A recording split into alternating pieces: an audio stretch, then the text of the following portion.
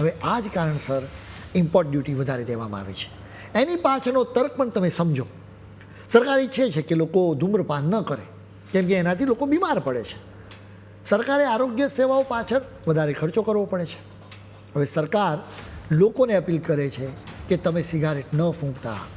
લોકો અપીલને ગણકારે જ નહીં, એટલે સિગારેટ પર વેરાઓ વધારે દેવામાં આવે, જેથી સિગારેટ મોંઘી થઈ જાય, એટલે લોકો ઓછી સિગરેટ પીવાનું રાખે. સોનાનું પણ કંઈક એવું જ છે. સોનાની ખરીદી ઘટાડવા માટે સરકારે ઇમ્પોર્ટ ડ્યુટી વધારી દીધી. સરકારે વિચાર્યું કે સોનું મોંઘું કરશું તો લોકો એની ખરીદી કરતાં ખચકાશે. જોકે લોકોએ એનો પણ એક રસ્તો શોધી નાખ્યો છે. એ ઉપાય વિશે પણ અમે તમને વિગતે વાત કરીશું, પરંતુ સૌથી પહેલાં જાણવું પડે કે તમને કેટલો ફરક પડ્યો છે. અત્યારે MCX પર સોનાનો ભાવ 1,62,110 રૂપિયાની લગભગ આસપાસ છે. એની આસપાસ જ ગણતરી કરીએ ને તો પહેલાં 6% ઇમ્પોર્ટ ડ્યુટી હતી, એટલે 9,727ની રકમ ચૂકવવાની જરૂર હતી.